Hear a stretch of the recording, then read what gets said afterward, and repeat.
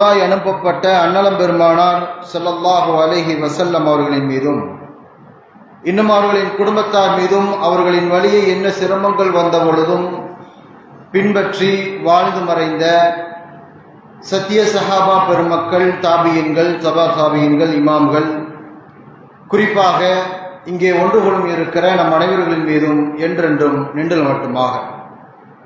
எல்லாம் அல்லாஹ்வுடையார்களே, அல்லாஹ்வுடைய மாபெரும் கருணையினால் அவனால் நம் மீது விதிக்கப்பட்ட இந்த ஜும்மா என்கிற அமலை நிறைவேற்றுவதற்காக நபியே, நீங்கள் உபதேசம் செய்யுங்கள்.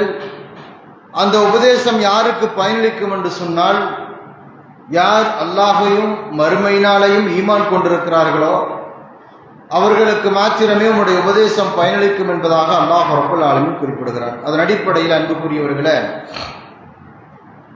இந்த ஜும்மாவுடைய நாளில் இங்கே சொல்லப்பட இருக்கிற கருத்துக்களை குர்ஆன் சுன்னா அடிப்படையில் இருக்கும் என்று சொன்னால், எங்களுடைய வாழ்க்கையில் அதை பின்பற்றுவோம் என்கிற நல்லதொரு பிரார்த்தனையோடு அமர வேண்டுமாய் அன்பாய் கேட்டு ஆரம்பம் செய்கிறேன். எல்லாம் அல்லாஹ்வுடையார்களே, இன்றைய ஜும்மாவினுடைய இஸ்லாமியனை பொறுத்தவரையும் ஒரு முஸ்லிமை பொறுத்தவரை பள்ளிவாசல் என்பது அவனுடைய வாழ்க்கையினுடைய பிரிக்க முடியாத ஒரு அங்கமாகவே பார்க்கப்படுகிறது. பள்ளிவாசலை விட்டு என்றைக்கெல்லாம் ஒரு முஸ்லிமினுடைய வாழ்க்கை தூரமாகிறதோ, பள்ளிவாசலை விட்டும் என்றைக்கு அவருடைய அன்றாட பயணம் விலகிவிடுகிறதோ, அப்படி அந்த சந்தர்ப்பம் ஏற்படுகிற பொழுதெல்லாம் அவனுடைய ஈமான், அவனுடைய தீன் கேள்விக்குறியானதாக மாறிவிடுகிறது.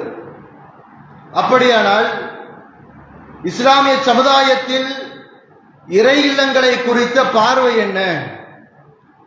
பள்ளிவாசல்களோடு நமக்கு இருக்கிற தொடர்பு என்ன? பள்ளி வாயில்களில் நடத்தப்பட வேண்டிய பள்ளிவாசல்களில் கடை திருமறை திருக்குரானிலே பள்ளிகளை குறித்து பல்வேறு இடங்களிலே குறிப்பிடுகிறான்.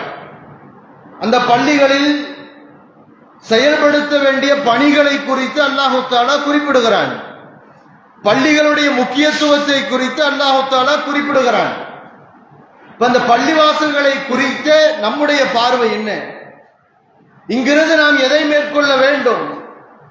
எப்படியான சித்தாந்தத்தை, எப்படியான கொள்கை முழக்கத்தை நாம் நிர்வகிக்கிற அல்லது நம்முடைய சமூகத்திலே அங்கம் வகித்துக் கொண்டிருக்கிற பள்ளிவாசல்களினுடைய மிம்பர்களிலே ஒழிக்கப்பட வேண்டும் என்பதை இஸ்லாம் எவ்வாறு எதிர்பார்க்கிறது என்று சொன்னால், அன்புக்குரியவர்களே,